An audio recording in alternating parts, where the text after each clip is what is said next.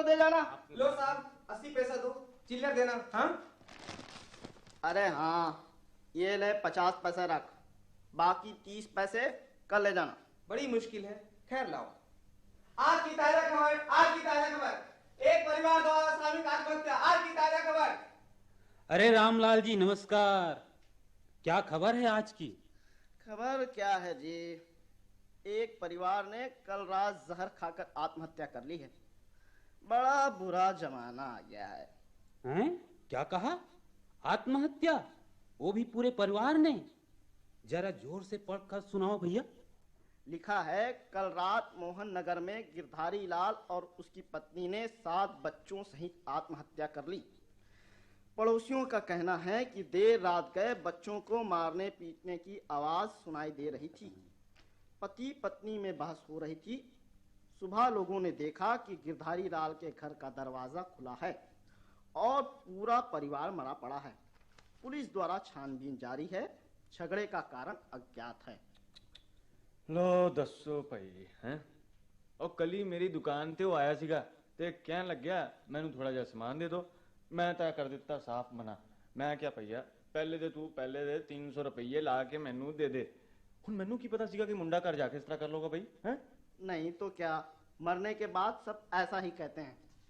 अरे भाई, अभी तो महीना भर पहले उसके यहाँ जचकी हुई है। बेचारे की धर्म पत्नी मरते मरते बची थी। 7वां बच्चा था, 7वां। सत बच्चे। ओ लो भाई एड्डी लंबी लैन। ए जी, सुनते हो? उठो, बड़ी देर से कोई दरवाजा खटखटा रहा है। चलो उठो। क्या कहा? कोई दरवाजा खटखटा रहा है इतनी सुबह? अरे कौन है भाई? ओ रामलाल जी आप? नमस्ते जी। नमस्कार जाए फॉल में। किराया निकालो किराया। 2 महीने हो गए हैं, 10 चक्कर लगा चुका हूँ। अजी जनाब, वो बात ऐसी है रामलाल जी, घर में उनकी तबीयत कुछ ठीक नहीं चल रही है। हाँ हाँ, अभी तबीयत ठीक नहीं चल रही है। पिछले महीने जचकी हुई थी, उसके पहले महीने बच्चा बीमार था। अच्छा मजाक है।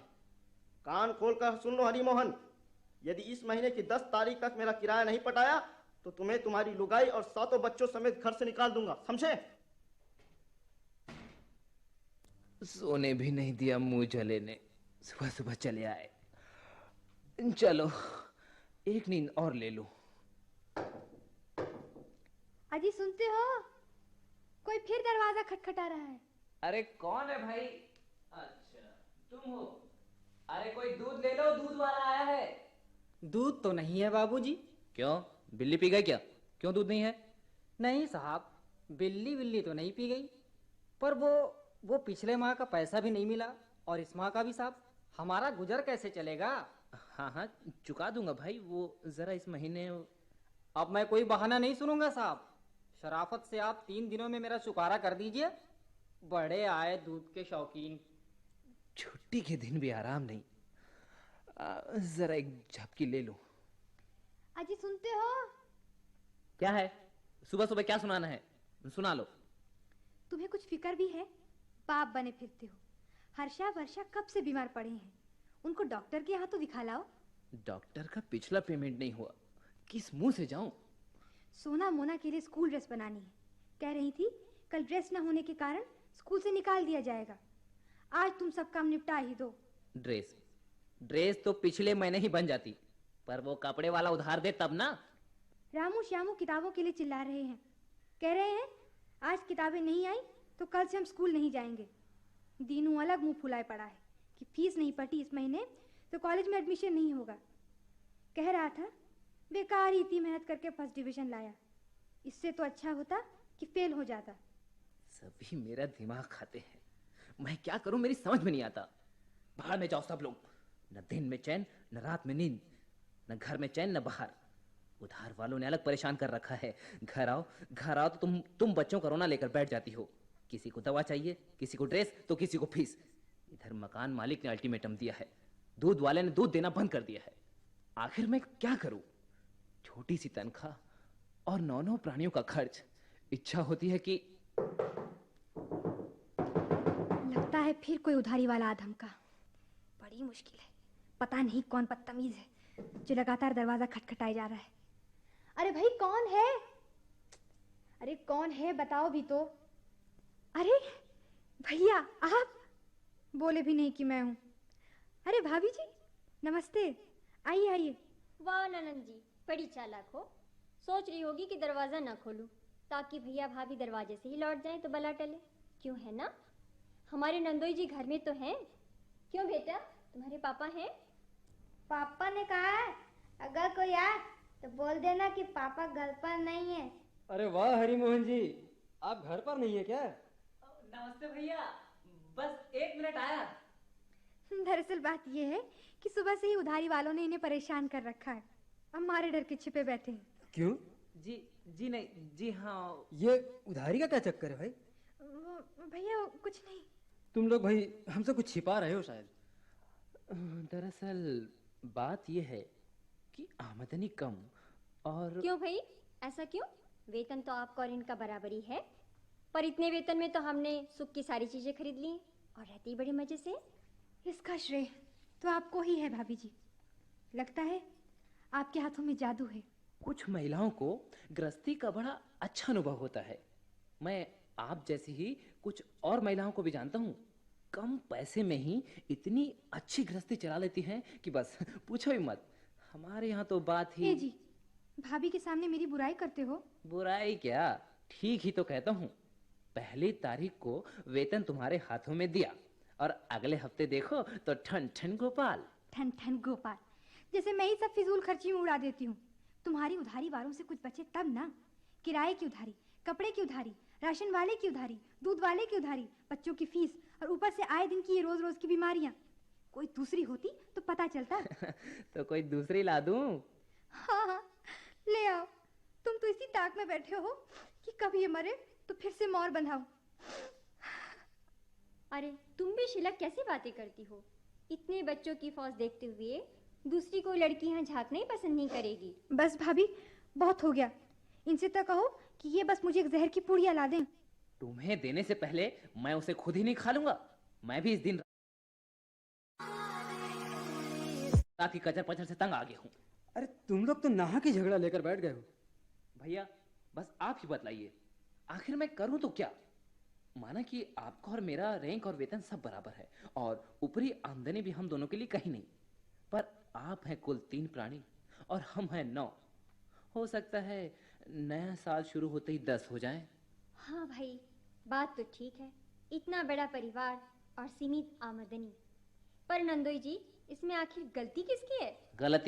गलती है उस नीली छतरी वाले पर्वतदिगार की। जहाँ पैसा वहाँ बच्चे नहीं और जहाँ बच्चे वहाँ पैसा नहीं। वारे ऊपर वाले तेरा न्याय। नहीं हरिमोहन, बुरा मत मानना। गलती उसकी नहीं, तुम्हारी अपनी है। हमको देखो, बस जहाँ एक लड़का और एक लड़की हुई कि हमने फौरन परिवार नियोजन वालों की सलाह मान ली। अब देखो कैसे मजे से रह रहे हैं और मजे से अपने शौक की चीजें पूरी करते जा रहे हैं, फिर भी 4 पैसे बच जाते हैं।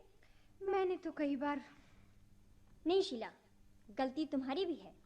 3 लड़कियां पैदा करने के बाद भी तुम लड़के की आस में हाथ पर हाथ धरे बैठी रही। फिर चलो एक लड़का हो गया तो उसी में संतोष करती। पर भाभी, शास्त्रों में तो कहा है लड़के तो कम से कम 4 तो जरूर होने चाहिए। मरे तो बाप को कंधा तो दे सके, विधि विधान से श्राद्ध तो कर सके।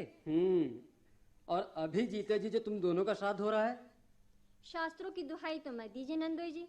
महाभारत में तो लिखा है संतान हो तो एक, पर हो सिंह जैसी, वीर और ओजस्वी। पर भाई कुछ गरीब देश पर भी रहम करो भाई। तुम्हारे जैसे लोग ऐसा ही पराक्रम दिखाते रहे 10 साल बाद खड़े होने भी जगह नहीं मिलेगी, समझे? और तब होगा महाविनाश। प्रकृति में जब असंतुलन होने लगता है तभी आती है बाधाएं और विपदाएं। इसलिए उससे बचना है तो पहले से ही संतुलन बनाना होगा, नहीं तो मनुष्य होने का अर्थ ही क्या हुआ? लगता है फिर कोई उधारी वसूल करने वाला आया है। दरवाजा खोलो। कह देना मैं घर पे नहीं हूँ, मैं बाथरूम चला जाता हूँ। अरे खोल रही हूँ भाई। अरे अरे पुलिस। पुलिस? हरिमोहन जी हैं? क्यों? उनको क्यों तलाश कर रहे हैं आप? जी वो गिरधारी लाल वाले मामले में। क्यों? क्या हुआ गिरधारी लाल को? अरे साहब, आपको नहीं मालूम? कल उसने सपरिवार आत्महत्या कर ली है। आत्महत्या? क्यों, क्या हुआ? आखिर बात क्या हो गई जो, अरे भाई परसों ही तो हमने दफ्तर में साथ साथ लंच लिया था। लिया होगा। चलिए, एसपी साहब ने उसी मामले में तहकीकात के लिए आपको बुलाया है। अरे हाय गिरधारी, ये तूने क्या किया? अरे तेरी मेरी हालत एक जैसी तो थी, आखिर ये बड़ा परिवार तुझे ले ही डूबा। भैया गिरधारी, ये तूने क्या किया? ऐसे छोड़कर चला गया, जैसे कोई नाता ही ना हो, और तो और हंसते खेलते परिवार को भी। अब क्या होगा भगवान, ये लघु नाटिका अभी आप सुन रहे थे। लेखक थे डॉक्टर श्याम सुंदर त्रिपाठी। भाग लेने वाले कलाकार थे मोहम्मद बशीर सिद्दकी, संजय बत्रा, अनामिका झा, रेखा चौहान, उमेश कुमार सोनी, दानेश्वर रावत, कमल शर्मा, जीएल नागवंशी और केएन वाजपेयी। इस नाटक के प्रस्तुतकर्ता थे गुमान सिंह साहू।